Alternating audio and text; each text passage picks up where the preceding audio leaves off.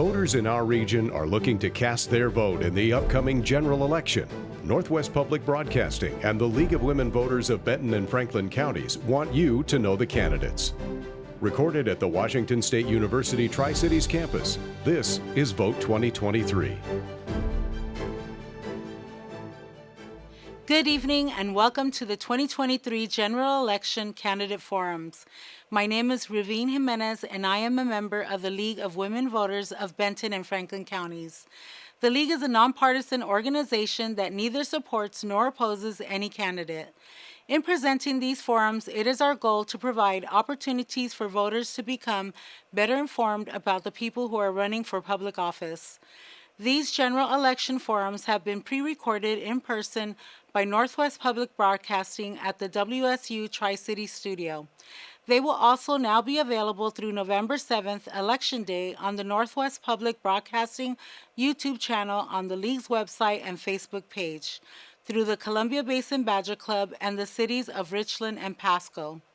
Before I turn the program over to our moderator, Matt Loveless, from Murrow College of Communication, WSU Pullman, I would like to bring your attention to our League's Vote video, featuring the wonderful Pasco High School dance team, and remember, be a voter.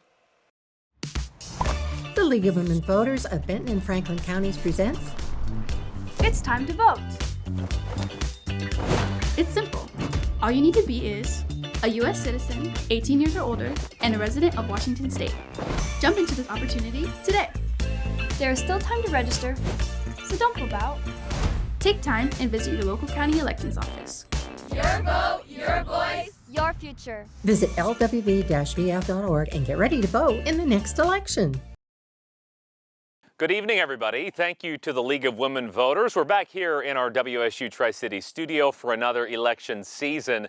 This is the first of 5 programs that will be part debate, part forum, and all about getting to know the candidates up and down ballots going out in Benton and Franklin counties. Night 1 will keep us in Benton County with a race for a spot on the Benton County Commission and a handful of Richland City Council seats up for grabs. So really quickly, some rules. Here's how today's program will work. We have an hour. I'll warn viewers we're approaching a segment tonight with a bit of a unique format, but I want to first say the League of Women Voters has done a lot of work reaching out to each candidate in 21 contested races on ballots. Now, not everybody can make it, not everybody responds to an invitation, but know that all were invited to join us. We'll have more on that bit later in the program. Now, a few rules. We have an opening statement round and a round of questions. We've set response times at 1 minute for each of those. There will not be closing statements tonight. This will go quickly, but we ask candidates, stay on time, please. Stay on topic, watch the clock, and we'll get going. And because we're meeting a number of candidates tonight, let's get right into it with a race for the Benton County Commissioner 2 seat. We begin our program for that seat, and in studio with me today, Scott Keller, Christy Rasmussen. Thank you so much. We talked to you during the primaries this summer. These are the 2 that made it out of those. But before we get to some questions from the League, let's be sure to get some opening statements. Mr. Keller, your minute starts now. 1 minute, good. First of all, I want to congratulate Christy on her daughter getting married tomorrow. Yes, tomorrow. Glad you're here. I'm glad you can make it. Absolutely. Anyway, my name's Scott Keller. I started my career with the Port of Benton in 1989 as the Airport Director Assistant Manager. I was that for 13 years, 17 years as the Executive Director. I saw some wonderful things happen at the Port over those 30 years, and I see the Port drifting in a way that I'm not really comfortable with. I want to see the Port get back to helping small businesses and job creation, and that's why I'm running. I love the Port. It's been almost half of my life, and I appreciate any support you can give me, and please vote for me for your Port Commissioner. All right, thank you, Mr. Keller. Ms. Rasmussen, your opening statement. Thank you. First, I want to share what a privilege it's been to serve as the Port Commissioner for the last 2 years. There are so many stories of the engagement that we've had with the community, how I have been able to collaborate, how we've brought in new industry, we're growing jobs. The excitement and enthusiasm I have for the work at the Port is really comes from having been raised here. I'm a product of the educational system in the Tri-Cities. I'm a product of my father having a job at Hanford and having the opportunity to serve an apprenticeship. It really, him getting the apprenticeship position in 1963 lifted my family out of poverty. So I'm very dedicated to things like Let's Clean Up Hanford. I participate in Energy Communities Alliance to ensure that our community has a voice as a port commissioner. And how do we take care of our community? I'm about clean energy. We're Port is partnering with Energy Northwest to do that, and I'm asking for the vote. All right, Ms. Rasmussen, thank you very much. Thank you both for being here today. And we'll get to our first of 4 questions brought to us by the League of Women Voters of Benton and Franklin County. And the first gets to what your job would be in your words. We'll start again with you, Mr. Keller, then we'll alternate throughout. And I believe I misspoke at the beginning of the program. I said Benton County Commissioner. Of course, I meant Port Commissioner. Before you send all the angry emails, I'm aware of who we have here. But that does differ from the County Commission itself. So how would you describe the job of a Port Commissioner specifically to somebody who might not know? Port Commissioner, and after 30 years of going through this whole process, a Port Commissioner is to set policy. You're supposed to set policy. You're not involved with the day-to-day operation. That's the executive director's responsibility. But you are there with your 2 other commissioners to hopefully guide the port in a direction that you and the community wants it to happen. And this includes both all Richland, Prosser, Benton City, and the South Benton County. It's set policy. It's not to run the port. All right, Mr. Keller, thank you very much. Ms. Rasmussen, you're on it. What's the difference? Well, there's the things that I've learned about the port and being a port commissioner. So we really participate in port business around budget, around policy, and around strategy. And then as the arm of the executive director to be out and collaborate with our community, because that is probably the most important part of the port, is their ability to work with cities, counties, state, and national agencies in the development of jobs to promote industry, and how we take the message from our community and what the community wants and needs, and we use that to influence strategies, policy, and budget. And as a port commissioner, you're very actively engaged in those collaborations, and that's how we stay connected in all areas and avenues, so that we're doing what our constituents want. Thank you very much. And question 2, like I said, we'll alternate. So Ms. Rasmussen, you go first here. Obviously, you make a lot of decisions regarding land and things happening around your county. What steps, if any, do you believe should be taken to study environmental impact of any of the decisions that the port makes? Environmental impacts play into all decisions at the port. You have permitting, you have to look at the environmental impact, just not to that piece of property, but to the surrounding areas. We don't want to bring industry in that is not going to be good for our environment. We've already experienced that. You know, we're working on cleaning up Hanford, and so we want to be really mindful of who comes to our community, what risks there are associated, and making sure we're good stewards of the land and of the assets of our community. So environmental impacts plays a big part, but when we strategically plan with our community partners, then we're ensuring that we are taking into account climate, environment, the will of the community and what it is they want. And we want to look for good matches of industry to what we have in our infrastructure here, and so that gives us the opportunity to do that in the planning. Thank you very much. And Mr. Keller, it's the same question to you, sir. It's hard for me to top that one. Christy did a really good job of explaining, you know, the environmental impacts, certainly a concern of any land purchase or any building purchase, et cetera, or even expansion of the airports, Crow Butte Park, which is down in South Benton County. And it's probably the number one concern of all of us, to make sure that we do follow all the rules, all the permits. We hire professionals to do it and make sure that it's done correctly so it doesn't come back to bite us in the end. All right, Mr. Keller, thank you very much. And question 3, it's a decision the next port commissioner will get to make regarding some rail infrastructure. The port recently got $2.4 million in state funding for the port-owned rail line, requesting an additional $8 million in federal money. So will you describe improvements you would make with that funding, Mr. Keller, up first here? You know, I have to compliment the port for what they've done on the rail. I was part of the management that saw that what happened to the rail. It got used, and it was not fixed up as though it should be and kept up to date. The money should be used for the ties. They've got to increase the speed of the train from 5 to at least hopefully 15 to 20 miles an hour to get it through the intersections. It blocks a lot of intersections in this area, 240, Van Giesen, and it creates a lot of problems. There's a loop track out at the end of the rail line, and there's a lot of things that could be done out there. They bring in unit trains, which are 100-car trains. They offload basically cattle feed at this point in time, but there's a lot of other things that can be brought in and probably used for economic development and job creation, and that's the key here.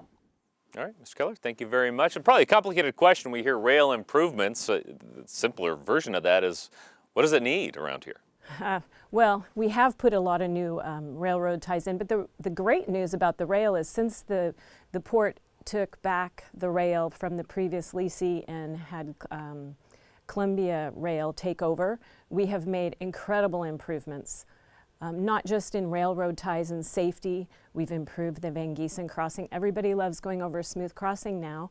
And to your point about the circle track, we're already moving to do a land transfer with the City of Richland. We've had our special commission meeting on that to allow us to leverage that circle track and become an inland port, where we would have 10 acres right next to the circle track that would we would bring in containers and they could be put back on the rail and use our really the biggest asset we have is that rail. It is the one that we can leverage for the most for economic development industry here right now, just with these improvements on the rail, improving the building, getting it back up to where it should be, and to help our whole community. All right, thank you very much. And a final question on obviously a major economic driver around here, wine. I want to ask Ms. Rasmussen, what do you envision for the future of the port's involvement in the wine industry? I continue to see it thriving. The Clore Center is a very valuable asset of the port, which is in partnership with WSU around wine making in the wine industry. We have Vintners Village. We just sold a piece of property there, and we have a new Dave, a new winery going in to further build out that piece of property, which is just a lovely place. And then we have our partnership with WSU Tri-Cities and right here up the road on George Washington Way. So I see the wine and the port and shipping and receiving and all of the above, it continuing to grow that partnership. I think we recognize that we are a heavily a value-added ag economy here, and that wine is one of the best values in value-added ag around here. We all enjoy it anyway, and I think we'll continue to do that. All right, thank you very much. And Mr. Keller, that last question goes to you now. Well, this is a great one because I was intimately involved in the wine and food park and the start of Vintners Village through my whole career. It was one of the stars that we had as well as Chuck or Cherry. The wine industry just flourished. We started with Hogue as the first one out there, and it just went on, and it was a domino effect. We bought a piece of property, we filled it up, we bought the next piece of property, Vintners Village, then we got Vintners Village land to the south of it, and another 10 acres. And I'm glad that they have sold a piece of property to a new winery. They need to keep going. They need to get the property down to where people can afford it. To continue this this surge of wine. Walter Clark Wine and Culinary Center, I'm glad that Christy mentioned that. It's very underutilized. That building was built with $4 million in federal money and $4 million in state money, and it was meant to showcase Washington wines under the influence of Dr. Walter Clark at WSU Extension. It is not open to the public. It's been used about half a dozen times, and it needs to be open to the public, especially on the weekends, tourism, and that's what it was meant to be, and it's not, and it needs to be done. All right, well, thank you very much. I know I'm supposed to be impartial, but I heard some WSU references, so go Cougs. Before we get out of here, all right, Mr. Keller, Ms. Rasmussen, thank you so much for being here today. We knew it would go quickly. Candidates for the Benton County Port Commission, 2. Well, our next debate stays in Benton County, moving now to the city of Richland. Number of city council positions up for election. Now, as I said earlier in the program, we did invite all the candidates. Not all could make it, so this next portion will take the shape more of an open forum. But first, we do have two candidates going head-to-head for the position 5 seat.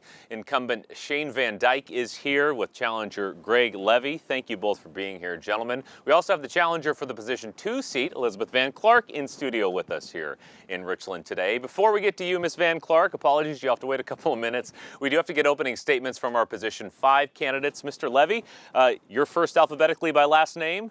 It's not much more scientific than that. We'll give you 1 minute for your opening statement.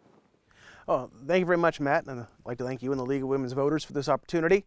Moved to Richland about 13 years ago because it was a better place to raise my family, I felt, than Puget Sound area where I used to live. Want to be involved in making sure that stays that way. Richland's a good place to live. Just want to make sure we put in the effort to keep it that way. In that end, I've put in 5 years on the City of Richland Code Enforcement Board. The last 2 as chair of that board. Involved in several arts nonprofits in town. Spent 2 years as the vice president of the Rude Mechanicals Shakespeare Group board. Helped them through COVID. A lot of arts groups went under. We didn't. And yeah, just want to see that our city stays a good place to live. Parks kept open, protect the Chamna Natural Preserve, Amon Basin, fully fund police, provide security to our families, and also make sure that if Hanford goes away, we've still got jobs remaining there. All right, Mr. Levy, thank you very much. Nice to have you here. Mr. Van Dyke, your opening statement, sir. Thanks. So I want to give back. That's important to me. My family and I, my wife and I have raised 4 kids here. Richland's an awesome place. We love it. You know, some things that are important to me is that we have continued safety within our community. Another one is, can we look ahead at long-term economic development planning? I think it's really important as we have lots of opportunities here in Richland. You know, another one is we got to make sure that we have some robust communications between city and citizens. I think that's really critical. And the last one is I really want to see us engage more with our youth, especially youth that might be at risk, and opportunities to work with the community in that. I believe that I can give back in a few ways. I've had about 20 years of leadership, leading teams to solve hard problems. Some of the expertise that has kept me busy. So I've worked in government contracts, I've worked in process improvement. I've had the opportunity to do a lot of financial accounting and financial responsibility. And the last one is I work with and help consult to do team dynamics, which is important to me. You wrap all that up, and to me that means listening and adapting and just getting the job done. The last part is my career has taken me a little bit, well, a lot around the country and around the world, and I've really learned to appreciate Richland, and I want to give back. All right, Mr. Van Dyke, thank you very much. As we watch the clock here, you know, time goes fast here, as it will throughout the course of this. And for a moment, we'll turn our attention to the position 2 race. We mentioned having incumbent Mayor Pro Tem Teresa Richardson going for another term. Ms. Richardson couldn't be here. She did send in a statement. We'll get to that. But first, to the person in the room, Elizabeth Van Clark is here. Thank you very much for being here today. Can we get your opening statement? Thank you. Thank you for having me. I really appreciate the work the League of Women Voters does on these forums every year. I've lived here since I was about 15 years old, so I've spent most of my life here. Richland was a great city to grow up in. It has a bright, beautiful future. It's why I stayed here, because I enjoyed growing up here as a teenager, so I raised my 4 children here. I'm a Richland High and WSU Tri-Cities graduate, so I love our college campus here. My priorities, I've spent a good 30 years volunteering in nonprofit organizations. I'm actually the president of an arts and education organization. My priorities when I look forward towards Richland's future is, yes, our economic development. I think, though, that we need to be very smart and strategic about it. I'd like to address our affordable housing concerns, because that also is impacting our rise in local homelessness, and I feel that we can work with our local subject matter experts to address it. I think that we should get together as a team with our fellow cities around us. I love our parks here. We certainly need to work to continue supporting those, making them open. And Communication is definitely a priority. That's something I've seen over the past few years, as well as supporting our local small businesses while attracting the larger businesses that will keep us stable into the future. All right, Ms. Van Clark, thank you so much. And Teresa Richardson, as we mentioned, seeking her second term on the council. Here's what she sent in to Northwest Public Broadcasting as her statement. My name is Teresa Richardson, and I'm running to be re-elected to the Richland City Council. First, let me thank the League of Women Voters for organizing this candidate forum. I wish I could be there in person, but thank you for providing this alternative, as a prior commitment didn't allow me to be in two places at once. For those who don't know me, I'm a longtime resident of Richland and am proud of the city that I call home. Having lived and traveled all over the world, I know how fortunate we are to live in a place like Richland, Washington. My husband and I have deep roots here. Our adult children have all chosen to move back to the area, and we now have grandchildren growing up in Richland. This is a great place to raise a family, and we don't take that for granted. Because of my commitment to this community, I ran and was elected to the City Council in 2022. I have worked on projects and led efforts engaging the council and the community. I was grateful when my council colleagues selected me to be Mayor Pro Tem earlier this year. With 10 years of leadership experience as the CEO of Habitat for Humanity, the transition to a leadership role in the community was that much easier. That experience, working in the community and helping families build or improve their home, is one of the reasons one of my top priorities on the council has been housing. We need to have a range of housing options for a range of needs. Home ownership has transformational impact. I want to see more Richland residents achieve the American dream of home ownership. I've seen firsthand the impact home ownership has on people, the pride, the excitement, and I will work to make this dream a reality for as many people as possible. In addition to housing, my other two priorities for my second term are encouraging economic development and supporting law enforcement. It's important to invite good quality businesses to our community, businesses that will bring good job opportunities. We need to be appealing to new organizations, but also smart about our economic development and how we choose to grow. I have long been a supporter of law enforcement and am proud to have the endorsement of the Washington State Fraternal Order of Police. Many of our residents are concerned about crime in our city. Some have come to speak in front of the City Council expressing their concerns about growing crime. They have good reason to be concerned. I will do whatever I can to give our Richland police officers and all first responders the support they need from City Council. My purpose in running is to ensure that the next generation thrives. If you share this vision, let's work together. Okay, now that we have that long set of introductions out of the way, we can get to the question round. I do want to keep clear who's running for what, but ultimately we're looking forward to all of your responses to these questions. We have 6 of them in this round from the League of Women Voters. We'll get responses from each of the 3 of you, and we'll begin with Mr. Levy. We'll go 1, 2, 3, and then we'll go 1, 2, 3, and then 1, 2, 3, if that makes any sense. So question 1, we're going to get right into it on the topic of homelessness. There has been an increase in the homeless population. One of the contributing factors has been certainly a lack of affordable housing. How would you address this issue? Thank you. So homelessness, one thing to keep in mind is it's something we can work on. I don't know that we'll ever solve the problem of homelessness, but we can certainly work at reducing the amount of folks out there. The easy ones, as some say, is the single mom with 2 kids living in her car. We can work to get some transitional housing in place for these individuals. It sounds easy to say money is the solution, but money is the solution. The state has some funding we can go look for as a legislative priority, establish some transitional housing, get them counseling, financial counseling as part of that housing, have some nonprofits get involved. It's not going to be solved by the city of Richland alone, or by the state alone, or by nonprofits alone. It's going to take a team effort, but there are the people that want help are the easy ones to help, as long as we get the right funding for it. Tougher solution is the ones that need help on the streets, that don't know they need the help.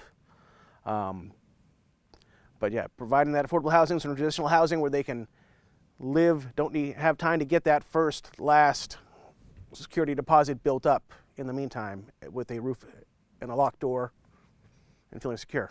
All right, Mr. Levy, thank you very much. Mr. Van Dyke, same question. Yeah, this is a fun one. Nationwide problem. It's a big one to attack.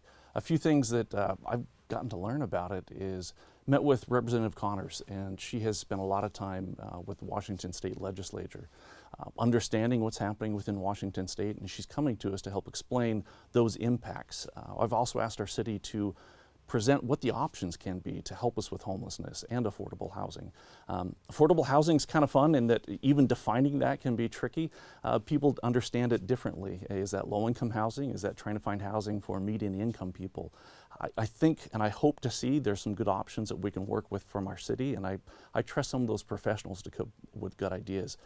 Two quick things on homelessness. I had an opportunity to go out on a ride-along with the police, and we did the night shift. And it was interesting to see the approach and the amazing work that our police officers do.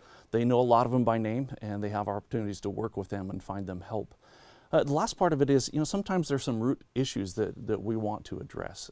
On Wednesday, had a chance to be in a workshop with 11 judicial districts, and we have our own judge that's in a therapeutic court on mental health, and he's become a huge convert and is so excited to see transformations in people's lives.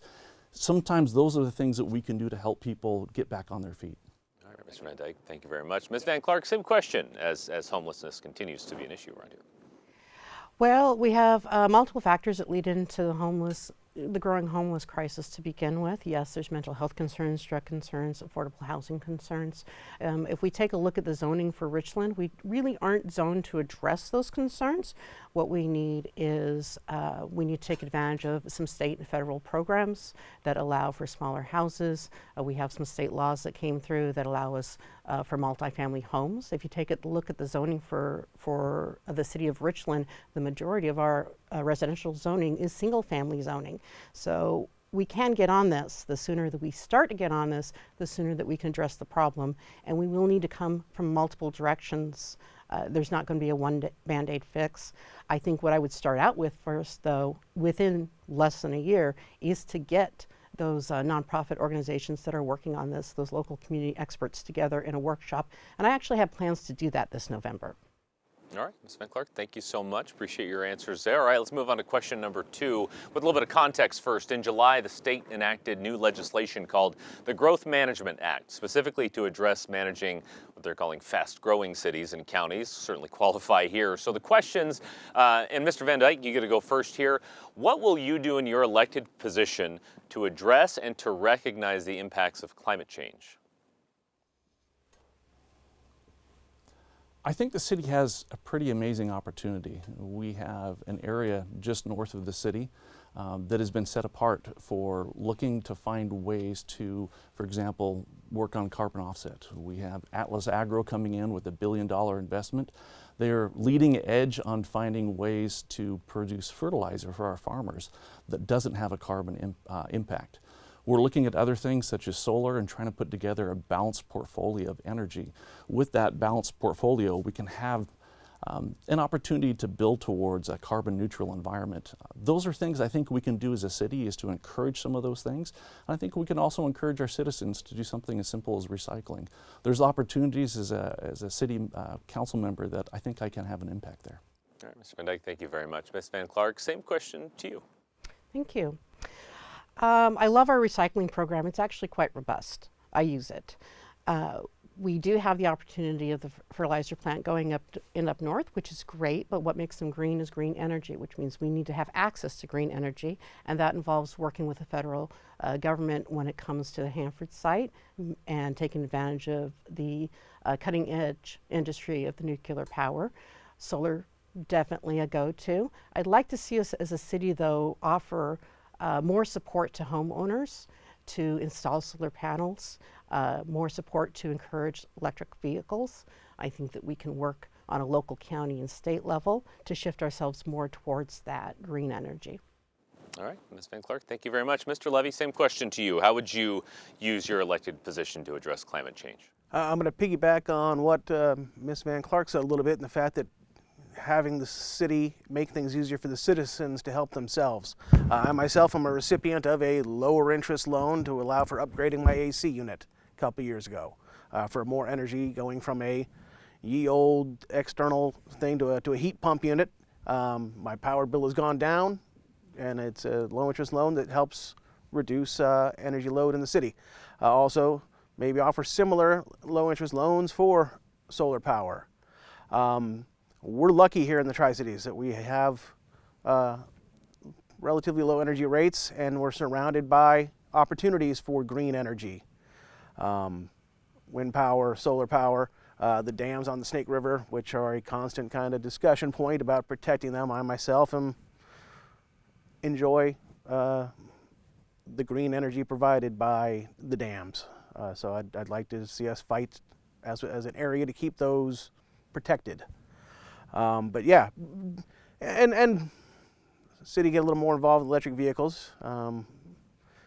And yeah, just to reduce energy, keep things green. And Mr. Levy, thank you very much. Got it. And then Ms. Van Clark, we're going to turn to you for question number 3. And, we're going to sort of stay on the growth topic here, and certainly conversation your communities are having when it comes to lifers versus transplants to the area. How would you bring these two groups together, not to sound too pie in the sky, but for a more productive Richland?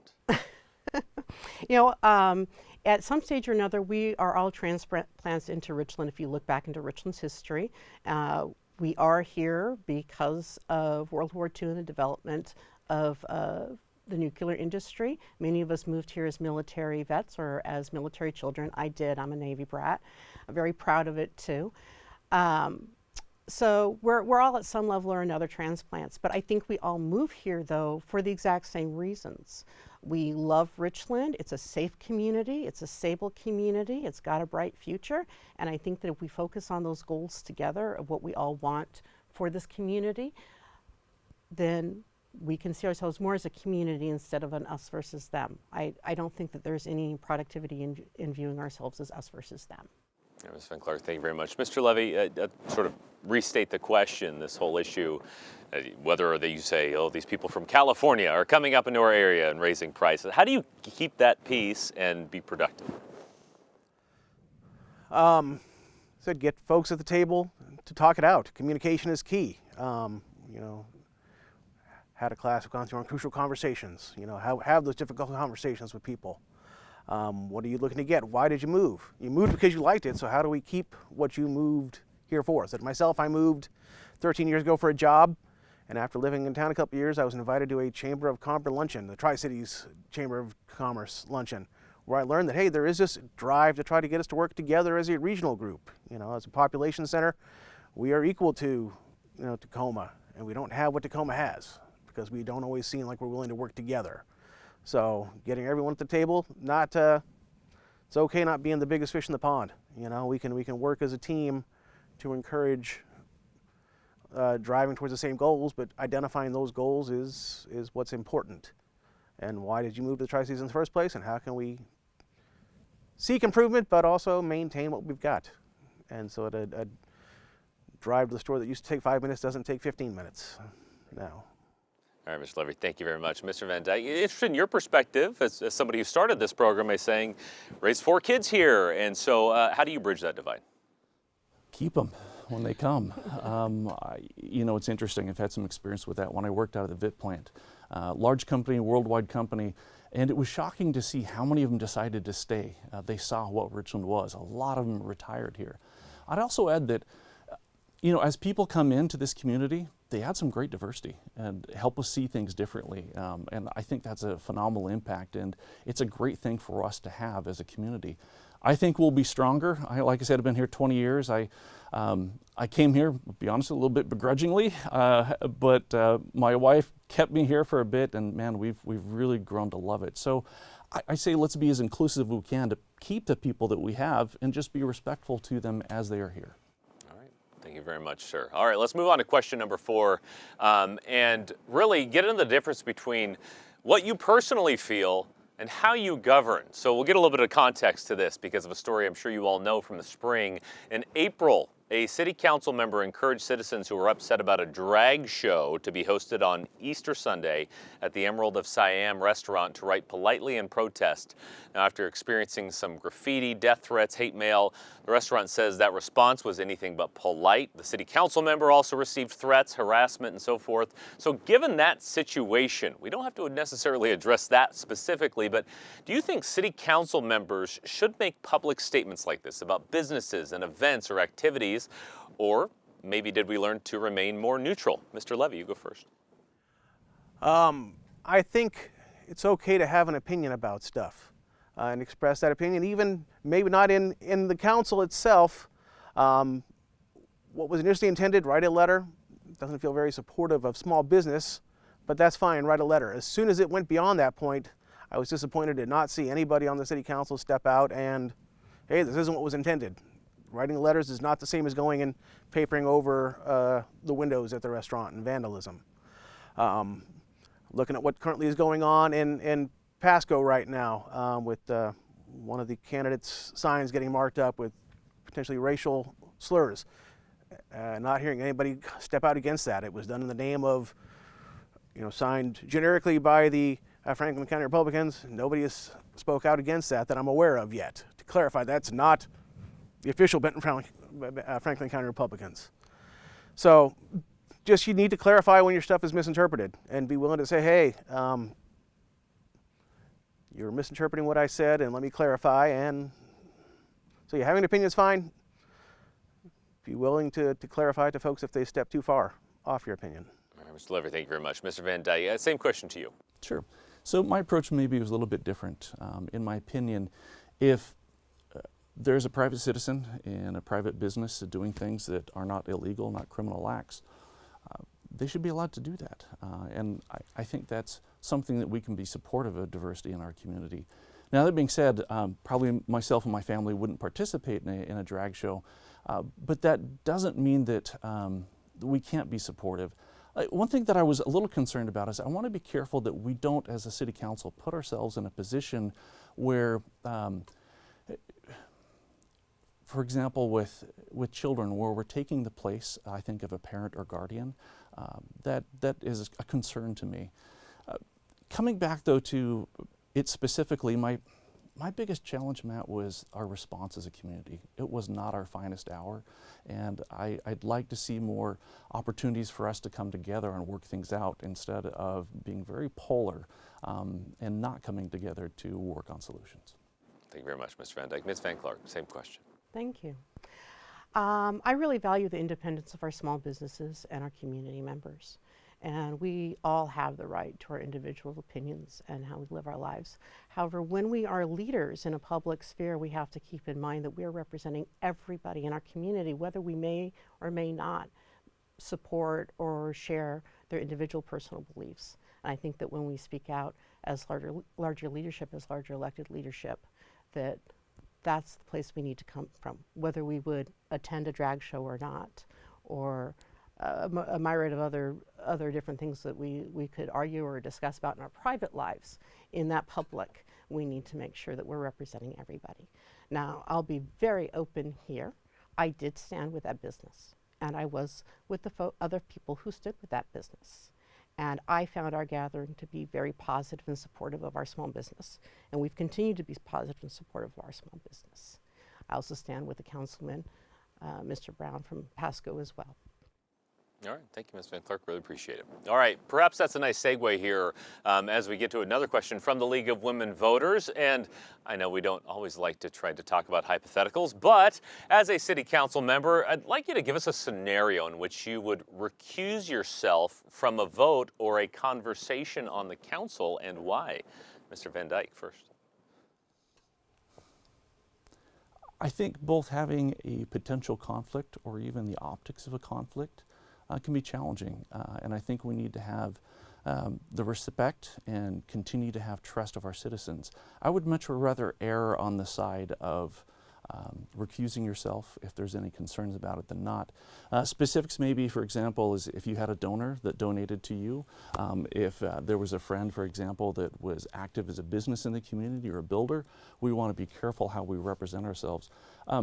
I believe in the idea of a statesman, and we need to be the best we can be to represent our citizens.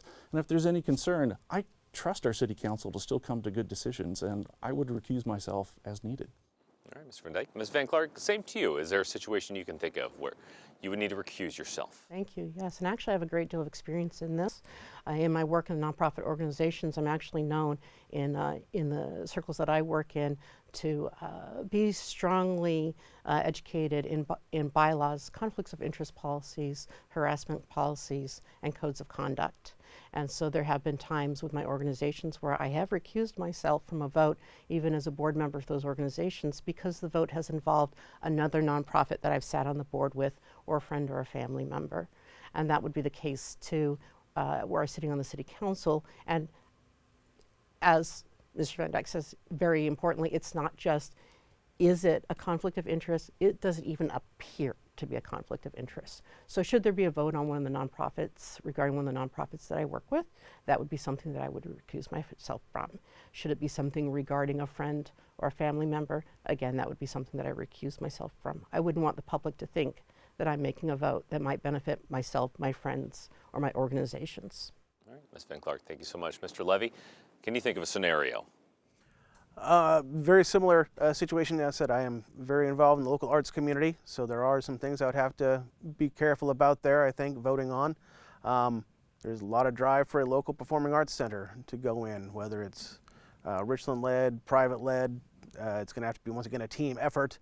I have to be careful of my involvement there, and I know too many people involved in the drive of the process.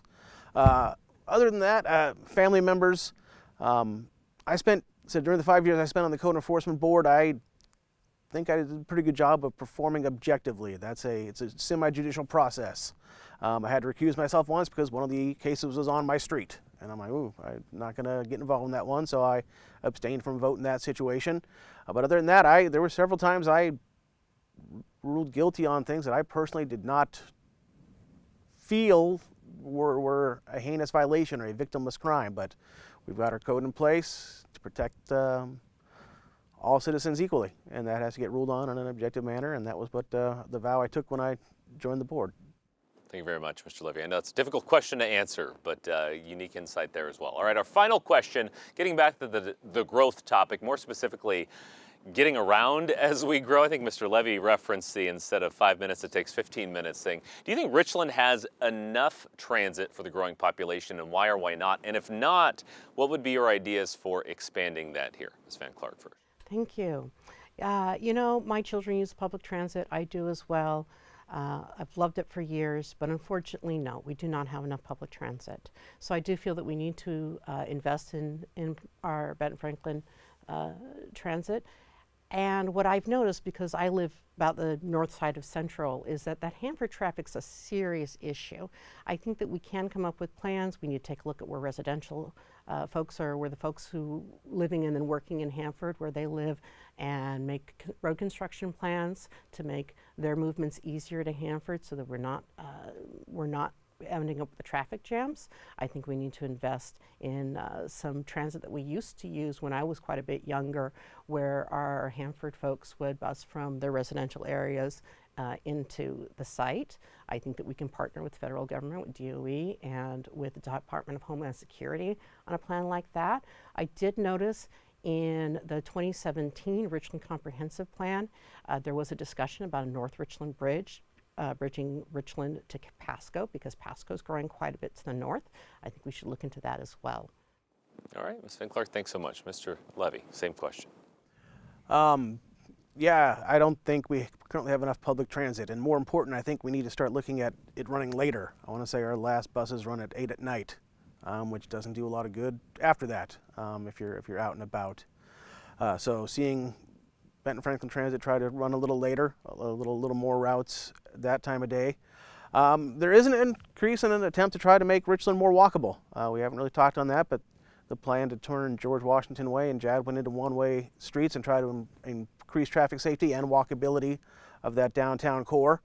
Hopefully we need to get a little better on our communication there of what that work is going to do. I was at the Uptown Shopping Center a few weeks ago, and roughly 50% of the businesses were unaware that's actually in progress. It's not just a hypothetical at this point. But I think we're doing a good job of staying up on it. I mean, the Dupertail Bridge, I live also in North Richland. The Dupertail Bridge has been a godsend for me getting to the Queens Gate area. So I think we're getting there. We're trying to make traffic flow patterns work, but definitely love to see buses running a little more frequently and at night. All right, and Mr. Van Dyke, same question. Ideas for growth in transportation here in Richland? So my context might be a little bit different. I spent a lot of time driving in Southeast Asia and Seattle and Washington, D.C. I think we've got a lot of congestion, and my hope is we don't get to that. We have an opportunity to do a flyover on 240, and as we continue to grow leading edge and carbon neutral opportunities out at the Hanford site, we're going to need that flow through traffic. We have an opportunity to meet with our 3 representatives for the state coming up here soon. We've put together some legislative priorities, and one of them is that. Our city isn't going to pay for $35 million to put that together, but how can we work with the state to find a solution, not just for Richland, but for the rest of the Tri-Cities? I think that's one great opportunity we have to really make a difference. All right, thank you very much, Mr. Van Dyke. That does it for this race. We really appreciate all of your responses and all of your time. Or I should say pair of races here. A reminder, Mr. Levy and Mr. Van Dyke are running against each other. Head-to-head in the Position 5 race, Ms. Van Clark is here, the challenger in a Position 2 race against Teresa Richardson. Thanks so much for your time today. And that brings us to our last race in this program, staying with the Richland City Council. The Position 6 seat will have a change there no matter what, as Kent Madsen and Kurt Meyer appear on the ballot, both in studio with me today. Gentlemen, thank you so much for being here. Glad to get to know your stance on some of the issues a bit better. And as promised, we do have a minute for opening statements for each of you. Mr. Madsen, you barely come ahead in the alphabetical by last name category, so you get to go first with your 1-minute opening statement. All right, thank you very much. So I am Kent Madsen, running for Richland City Council, Position 6. Richland is not just my place of residence, it's my home. I was born and raised in Richland. I went to Jefferson, I went to Chief Joe, and to Columbia High School, which is of course now Richland High School. I dedicated 14 years of my life serving on the Richland Planning Commission, and for 4 of those years I was its trusted chairman. We participated in some significant growth in the city. To mention a few, Cadillac Regional Medical Center. We worked on the master plan to close Goethals. We worked on Badger Mountain South, and we also worked on the Columbia Park West master plan, and that was exciting for the reach. So I would invite you to come to my website, www.kentmadsen.com.org, and learn a little bit more about me and what I stand for. Thank you. Mr. Madsen, thank you for being here. And Mr. Kurt Meyer, you're here as well. Talked to you during the summer forums as well. Your opening statement, sir. Just like it was back then, my name's Kurt Meyer, and I'm also running for Richland City Council. I have very specific things that I would like to see achieved by the City Council, and those include updating the code, simplifying some of the permitting processes that interfere with small businesses being established, and fixing a bunch of the zoning things that haven't been updated since the 80s and are precluding development. My primary goal is to ensure that housing is accessible. I've got children currently going to Richland schools, and when they graduate, I'd like them to be able to afford to live in the city. And right now, I don't know that anybody's working toward making that possible. So my goal is to reform the code, both in the permitting section and the zoning section. All right, Mr. Meyer, thank you so much for being here. And here's where we start with the questions written and gathered by our League of Women Voters of Benton and Franklin counties. You two were preceded here by candidates in some other Richland City Council races. There could be a lot of turnover on that council. That also means there could be a lot of opportunity for a new council. Maybe a broad question here, and we'll start with you, Mr. Madsen. What issue do you think you could resolve for the city of Richland with your service on the council? Well, I think resolving something is probably not the key thing. I think the experience that I bring to the council would be more important than anything. I think my years on the Planning Commission has taught me a lot. I've learned how to listen to people when they come to the dais about their concerns and about the proposals that are being made. Certainly, I am concerned about streamlining the process of in the application for building permits. We need to make sure that we do that the most effective way possible. The city is very well run, and I don't think that I have any particular thing that's on my agenda other than to offer experience. And my experience in the city of Richland, because the city that I was born in, the city that I love, and the city that I have actually 3 of my 4 children who followed us here when I raised them in Spokane. They now live here, and I'm raising 12 of my 14 grandchildren here. So this is a very unique city, and we are exceptionally blessed to live in this area. Mr. Madsen, thank you. And I realize this sort of goes into some opening statement type of stuff, Mr. Meyer, but what issue do you think you could resolve by being on the City Council? I think there are issues to be resolved, and one of them is a lack of leadership that the council needs to be showing. Right now, we've got this situation where people run into problems and then they have to spend their time and money taking them to the council and asking for help, and then the council takes the minimum possible action in order to resolve the issue in front of them. And I don't think that that's a strategic way of running a city. I think that little patches and fixes as we go along is led us to having a code that is out of date and hard to understand and difficult to navigate. And so I think that what the primary issue that I'd like to resolve is that strategic thinking and that forward-thinking leadership. All right, thank you very much. And moving on to our second question, this one on ethics and policy. And if the city of Richland does not already have an ethics policy for the council on the books, do you think one should be implemented? Why or why not? Mr. Meyer. I absolutely think that accountability is what keeps governments healthy. And so ethics, there has been floated the idea of an ethics subcommittee on the City Council several times. This idea has been dismissed several times by members of the council, both current and former, and I completely disagree with that assessment. I think that it is imperative that the people who are handed charge of a government need to be able to demonstrate to the people who they work for that they're doing things in the people's interest rather than their own. And I say that without making specific accusations, because it doesn't matter if anybody is actually transgressed. The accountability needs to be there, and ethics rules and ethics committees are a valuable part of providing that accountability. Mr. Meyer, thank you. Mr. Madsen, same question. It's an interesting question. I'm certainly open to anything that might come forward to the council in that regard. I don't believe, like Mr. Meyer does, that we have any particular problem.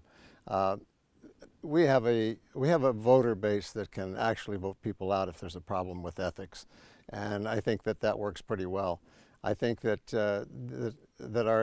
as I look at our council people, they have been very responsible over the years. And do we need a committee? Do we need a new rule, a new governing body to talk about ethics? I'm not so sure, but I'm open to the idea if it's proposed. I certainly think that I can look at both sides of the issue and come to a decision that would be for the betterment of the city if that comes forward. All right, Mr. Madsen, thank you very much. And we can't really get through this without addressing growth, and we have in various parts here and all the things that might mean here in the Tri-Cities. Let's do that through the lens of transportation here. So the question is, do you feel that there is adequate transportation to address all of the growth happening here in Richland? I think we're very lucky to have staff. Pete Rogalski in the Transportation Department has a vision, and he directs that department. I think our roads are very adequate. One of the best things about the Tri-Cities is no matter where you live, you can get anywhere you want to in about 15 or 20 minutes. Sure, are there some choke points, you know, when traffic from Hanford comes forward? You know, things have been done to mitigate that over the years. Those things develop as the city has developed. I remember when I was young, the bypass highway was a 2-lane road, and now it's a 6-lane road, and traffic flows very nicely. That, of course, is controlled by the DOT, and but the city streets are, as far as they're concerned, I think we're doing a great job, but things will progress as we grow and develop. Mr. Madsen, thank you. Mr. Meyer, that same question. Do you feel like there's adequate transportation for the growth? And if not, any suggestions? Well, I think that it's a mistake to hear the word transportation and assume we're talking about just roads. We have the Ben Franklin Transit Agency supports not just Richland, but the Tri-Cities. And if you are a person who does not have a car or access to a driver license, you might find that it takes a little bit longer than 15 minutes to get around the Tri-Cities. In other words, when my son, who does not drive yet, wanted to take the bus to a sporting event over in Kennewick, that bus ride would have involved 4 transfers and taken him nearly an hour and a half to get there. So put a long story short, no, I don't think it's sufficient. I think that every time people talk about transportation in this city, they talk about widening G-Way at Aaron Drive again. And I don't think that that's the right answer for growth. I think that we're approaching population density that's going to require us to take a hard look at what happens to the rest of the people. All right, Mr. Meyer, thank you very much. We could talk about so many topics, but TV has its time constraints, so we'll have one more question here. And I actually love this question because we talk so much about issues facing our areas. But if you're going to be stewards over your city and its well-being, you better be able to talk about it well. And if you were trying to convince somebody to move to Richland, what would you tell them about your city, Mr. Meyer?